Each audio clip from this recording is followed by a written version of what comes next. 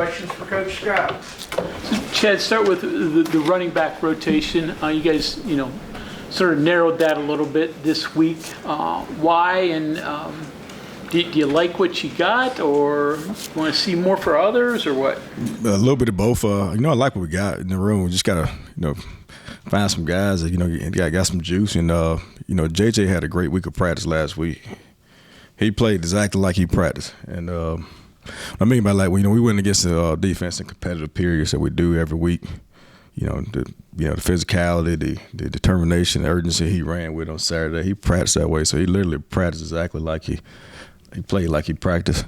But also, a lot of them guys try to find a rhythm, establish a rhythm, and then get going. And he got going, so kind of rode with him. Is there some things he offers with the way Garrett plays, the running game, QB running game, that Johnson can add to that? Yeah, just he gets downhill real fast. I always tell those guys, the faster we can get to the line of scrimmage, it eliminates TFLs and negative plays, and allows them guys to get beyond the line of scrimmage, a lot faster, and it keeps linebackers and safeties in particular from diagnosing run pass real fast. So it gives them an edge, and he has a really good ability to get to the line of scrimmage real fast and see it really well too. I was doing some math here, and it looks like Garrett has had, I think it was 804 yards from scrimmage, all-purpose, the last two games. Do you have to fight the urge of not putting too much on him because you've had so much success with the things that Garrett's done? Not really, man. Just let him play ball. I think he's his best when he just play ball. I think that's the best thing we're doing right now, letting him go out there and play ball. I always got to eliminate there's not a lot of mistakes, but it's critical mistakes, and it's at the wrong time. And so we got to eliminate those, but, just let him play ball. Well, I noticed the little wrinkle you guys put in with the reverse motion with the wide receiver, him as the lead blocker, and then kind of that counterplay with Garrett. Are there things that you're seeing that you're coming up with that are like, hey, we can use him in this situation, or this gives us this certain look, we can do things off of that? Is it getting to that point now? It is getting to that point because he's been such a factor with obviously being able to throw the ball and being able to run the ball. So you can use his ability to do both to grab the attention of defenders and keep it honest and allow different lanes within the offense and create other opportunities for guys. You guys have not done well offensively coming out of the gate. First quarter and third quarter at the locker room. What's the remedy for that, or is there a remedy for that? The remedy for it is we got to continue to emphasize that in practice, and we've done a good job of that. And the last couple of weeks of practice, we start out every practice with a competitive period versus our defense, in which that's exactly what we're trying to emphasize.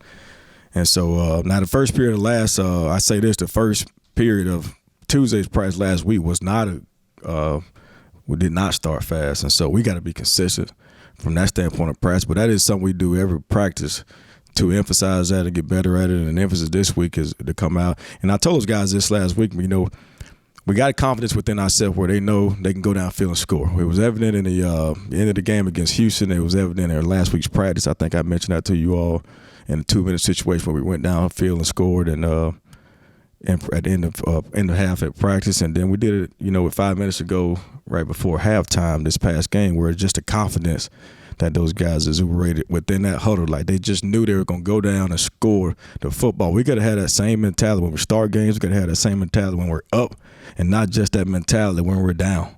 And I think that's the one element we're missing, just that little notch, just to get over, almost like a kill instinct, so to speak, that once we're up, have that same mentality as if we're down. But we do have to start fast, and that's the emphasis for us to do that in practice. Too conservative. We've had 14 first possessions, 7 games of third quarter, first quarter, out of the locker room. And 9 times I think CJ's gotten the ball on the first play. I mean, could it be that you might have to loosen things up a little bit to make some more room? No question. And guys like and the receivers making plays downfield is giving us a chance to do that. So there's no question about it. You're absolutely right. And we got receivers down that's making plays down the field, and we've done it the last couple of weeks. We opened up the offense a lot more and took shots. We got to continue to do that because those guys making plays for us, and guys like E.J. Horton with his speed and keeping those guys out of the box. So absolutely. In terms of Garrett's decision making, Where do you feel that is now from where it was the beginning of the season? How has that progressed? What's your evaluation of it? Whole lot better. Just the critical mistakes at the wrong times. Lot better. He understands what he's seeing. He understands what he's doing. He's just got to, sometimes the way I put it, I always tell him, he got players around him. He don't have to make all the plays. And, sometimes, an incompletion or a ball, thrown at the ground or out of bounds ain't always a bad play. He feels like he can make all of them, and that's one of the fine lines as a coach where we want to take that kind of creative ability from a kid, but he has to understand with the maturity and experience he's had throughout his career that, he can't make, detrimental mistakes at certain times of the game. But his decision-making has definitely gotten better. He's got to play smarter at times. How about his completion percentage? How do you, does that go back to the layups, or is that you throwing the ball down the field? Yeah, it is. Exactly right. It's the layups. And it's, again, like taking what the defense gives you. Every play, we've done a good job hitting some explosive plays in the past game, last couple of weeks. But it's got to be able to take what the defense gives you. Sometimes they give you a 4 or 5 yard gain. Take that. Just move the chain. Just get yards. But you're exactly right. It'll improve if he does that. And then as he continues to do that, gives guys the opportunity to run after catch, get yards after contact, and defense start coming down. We'll run the ball, and we'll suck the safeties up into the box, and we'll get a one-on-one situation we've got a couple times and hit the big ones downfield. But you're exactly right. He got to take what the defense gives him. Chad, the interception and the third down the red zone seems like the two plays you all circled. That's probably easy to coach through, right? But the keep on the red zone on the fourth down play, how do you teach that one? Because that happened so fast, and it looked like the middle was swallowed up. He didn't get great help on the outside blocking. That's a hard talking point, I would think. It is tough, but you got to, like his read was clearly to hand that ball off. It's tough. And then you just gotta think at that particular time, fourth down, just get a ball to the 240-pound kid and let him get downhill, and but it is tough. But he saw his read, but his read told him to get the ball. You just gotta get the ball, And then you mentioned before, and Neil mentioned it today, that Jaheim still learning to practice a little bit. You can coach guys how to play, right? Yeah. You get to coach guys how to practice too. And this week here, I'm like the coach energy. I'm on that kid every step of the way. He gonna do everything right this week. He gonna be where he's supposed to be. He gonna do what he's supposed to do, and he gonna press like he's supposed to practice. He gonna run fast like he's supposed to run fast.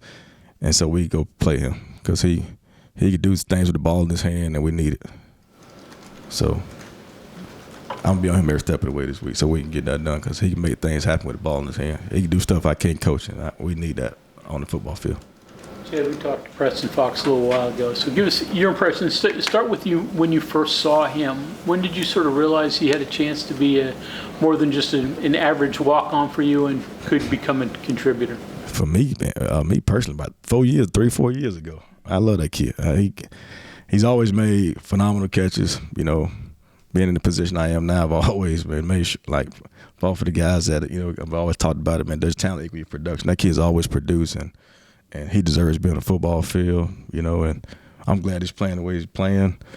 He's very resilient. Obviously had some tough drops early in the season, and, he's done a phenomenal job keeping his chin up, being courageous, continuously come back and work at his craft and keep getting better, keep fighting it.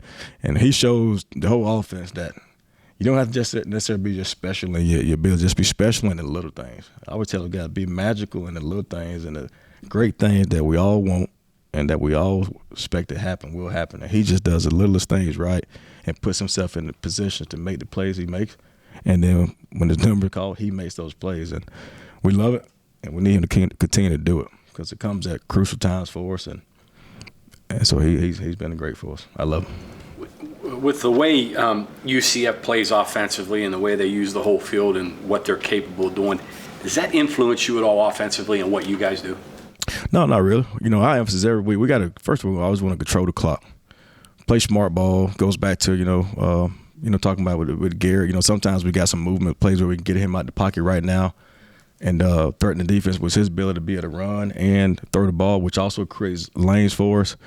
And he got to take what the defense gives him. Sometimes that's 4 or 5 yard pass, take that, right?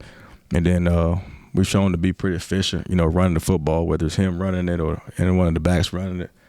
And we've been pretty consistent controlling the clock. So for us, we just got to allow us to play the way we continue playing, regardless of whatever they do offensively. We got to be efficient, run the football, play clean football, and take care of the football, which we did not do last week.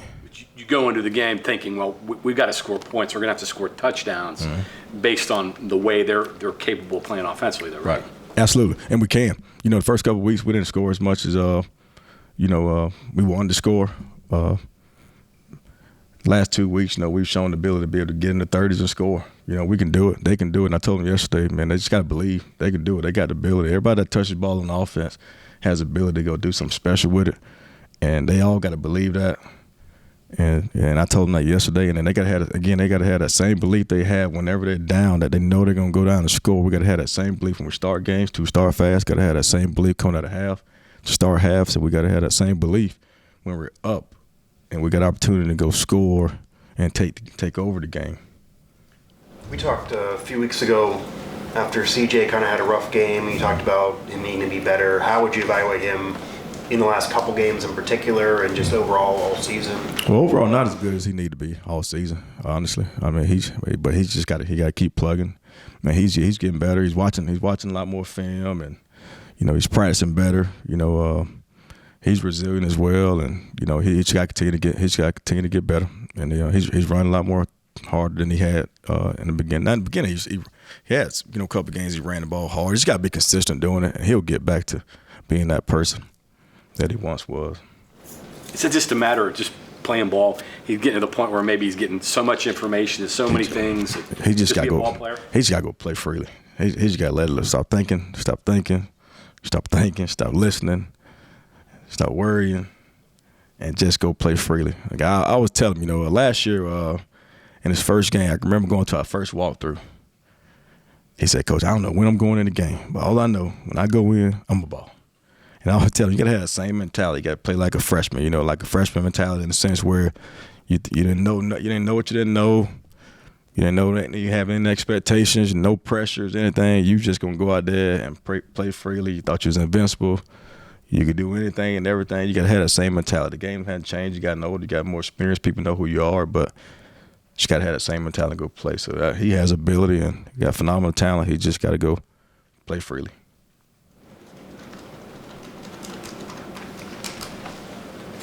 Okay, anything else, Coach? Thank you. All right. Thank you all.